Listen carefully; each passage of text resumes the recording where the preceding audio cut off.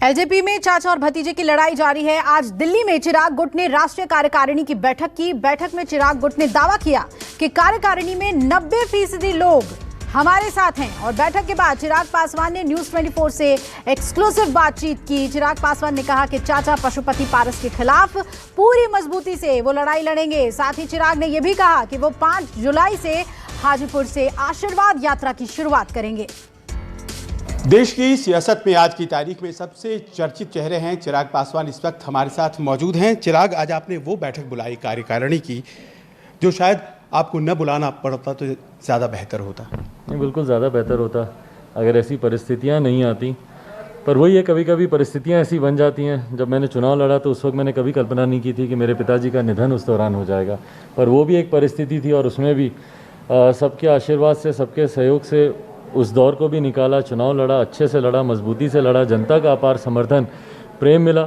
और आज एक ये नई विचित्र परिस्थिति सामने उत्पन्न हुई है जहां सामने जिनसे अब लड़ाई करनी है वो भी अपने ही हैं और अपनों के लिए ही लड़ाई हो रही है। तो ये एक परिस्थिति अलग है, बट हाँ, पूरी ताकत के साथ, पूरी मजबूती के साथ इस लड़ाई को भी लड़ने के लिए तैयार हूँ। आज मुझे पूरी खुशी और पूरा गर्व है कि मेरी राष्ट्रीय कार्यकारिणी के 90 से ज़्यादा प्रतिशत लोग आज यहाँ पर मौजूद थे। फिज़िकली अधिकांश लोग उसमें से मौजूद थे, भले मेरे प्रदेश अध्यक्ष हों, यूटी के अध्यक्ष हों, या जितने हमारे फ्रंटल ऑर्गेनाइजेशन के नेशनल प्रेसिडेंट्स हों, या हमारे नेशनल जनरल सेक्रेटरीज़ हों, हमारे नेशनल सेक्रेटरीज़ हों, हमारे उपाध्यक्ष हों। तो मुझे खुशी है कि जिस ताकत के साथ आज लोग यहाँ पे खड़े थे और आप सबके कैमरा ने देखा, सबके सामने उनका परिचय भी रखा हुआ था। कोई ऐसा नहीं कि हम लोग हिडन कर रहे हैं या नए लोगों को हम लोगों ने नियुक्त कर दिया। ये वही लोग हैं जो कि 20 साल से पापा के साथ भी इसी कार्यकारिणी में काम कर रहे थे। 1-2 अगर बीच में किसी का निधन हुआ हो या कोई वेकेंट हो, उसको हम लोगों ने ज़रूर बदला, बट उसके बाद अधिकांश लोग वही थे। तो मुझे खुशी है कि आज इस तरीके से संगठन का समर्थन मिला और ये समर्थन सबसे ज़्यादा ज़रूरी है। सांसद विधायक पार्टी में आते हैं, जाते हैं, और ये मेरी पार्टी में नहीं, ये हर पार्टी में परंपरा रही है। आप छोटी बड़ी हर पार्टी ले लीजिए, हर एक में चुनाव से पहले हो, चुनाव के बाद हो, लोग आते हैं, जाते हैं अपनी व्यक्तिगत महत्वाकांक्षाओं के लिए। बट पार्टी का जो ढांचा होता है वो उसका संगठन होता है और उसकी आत्मा जो है वो संविधान होती है। तो मुझे खुशी है कि संविधान के तहत हम लोगों ने इस ढांचे को इसी खूबसूरती से बरकरार रखा और अब उसी को आगे लेकर जाना है। बिहार में मैंने आशीर्वाद यात्रा का मैंने जिक्र किया। 5 जुलाई को पापा का जन्मदिन होता है और उस जन्मदिन के दिन उनकी कर्मभूमि हाजीपुर से इस आशीर्वाद यात्रा की शुरुआत करेंगे और उम्मीद है कि बिहार की जनता की तमाम माताएं, बहनें, बुजुर्ग, युवा साथी, उन सबका आशीर्वाद, उन सबका प्यार मिलेगा, क्योंकि अभी इसकी ज़रूरत है। पापा के जाने के बाद मुझे उम्मीद थी कि मेरे चाचा का आशीर्वाद मेरे ऊपर रहेगा, बट अब उनका साया हटने के बाद कहीं ना कहीं अब मुझे सबके प्यार और आशीर्वाद की ज़रूरत है। चिराग, आप भले कह रहे हूँ कि ये जो लड़ाई है महाभारत के सदृश है, महाभारत की तरह है, लेकिन आप भी जानते हैं कि दरअसल महाभारत की इस लड़ाई में जो आपके परिवार में चल रही है, इसमें कुछ लोग मोहरे हैं और कहीं ना कहीं कुछ लोग हैं जो पीछे से तार खींच रहे हैं, जिनका नाम आपने बड़े खुल करके भी लिया है। तो क्या ऐलान जंग उनके खिलाफ भी है? देखिए, ऐलान जंग, पहली बात तो जब अपने ही धोखा देते तो आप किसी दूसरे पे क्या उंगली उठाएं। मैं क्या शिकवा करूं किसी दूसरे से जब मेरे अपने ही मेरा साथ छोड़ गए। मेरे चाचा, मेरा भाई जिसको मैंने पाला पोसा, जब यही लोग जब साथ छोड़ गए तो मैं दूसरे पे मैं क्या उंगली उठाऊं।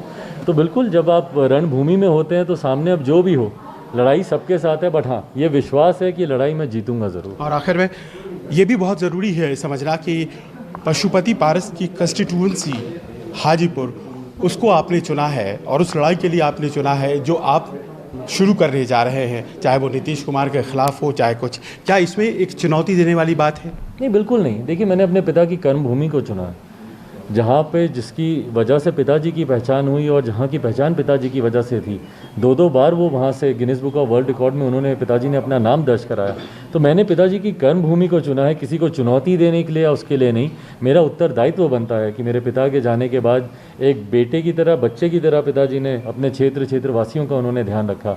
आज जब वो नहीं है तो कहीं ना कहीं उनका अंश होने के नाते मेरी भी जिम्मेदारी बनती है कि मैं उस क्षेत्र के प्रति, हाजीपुर के प्रति मैं अपनी जिम्मेदारी निभाऊं, और सिर्फ उसी उद्देश्य के साथ। और ये सिर्फ बिहार तक ही नहीं, हाजीपुर तक ही नहीं, हाजीपुर से तो इसकी हम लोग शुरुआत कर रहे हैं। ये यात्रा बिहार के हर एक ज़िले से होती हुई वापस पटना में हम लोग इसका समापन करेंगे और एक नेशनल काउंसिल की बैठक के साथ इसका समाधान, पैचअप की सारी संभावनाएं खत्म। मैंने अपनी तरफ से पूरा प्रयास कर लिया। मेरी तरफ से जितना बन सकता था मैंने अंत तक उस दिन मुझे एंटीबायोटिक्स चल रही थी, कैंडुला लगा हुआ था। उसके बाद भी मैं चाचा से मिलने उनके घर गया, घंटों तक उन्होंने दरवाज़ा नहीं खोला। मैंने अंत तक, पर मेरा जहाँ परिवार के प्रति मेरा उत्तरदायित्व है, पार्टी के प्रति भी है। पापा की बनाई हुई इस पार्टी को ऐसे टूटते बिखरते हुए मैं नहीं देख सकता। संगठन के लोगों की मुझसे अपेक्षाएं हैं और उन अपेक्षाओं पे भी खरा उतरना मेरी जिम्मेदारी है। तो अब भतीजे से ज़्यादा पार्टी के राष्ट्रीय अध्यक्ष की भूमिका में पार्टी के लोगों के सामने आना ज़रूरी था और इसीलिए हम लोगों ने इस कार्यकारिणी का आयोजन किया। हमसे बात करने के लिए शुक्रिया। चिराग पासवान, एक नई पारी, और वो नई पारी कैसी है जिसमें आखिरी लाइन अपने आप में डिफाइन करती है कि भतीजे की भूमिका से आगे अब राष्ट्रीय अध्यक्ष की भूमिका निभा रही है। अब इसमें लड़ाई जो है वो कार्यकारिणी की नहीं, पार्टी की नहीं, बल्कि जनता की है। जनता चिराग पासवान के साथ कितनी है, 5 जुलाई के बाद शायद ये देखने को मिले। कैमरामैन अमित राय के साथ संजीव त्रिवेदी, न्यूज़ 24 दिल्ली।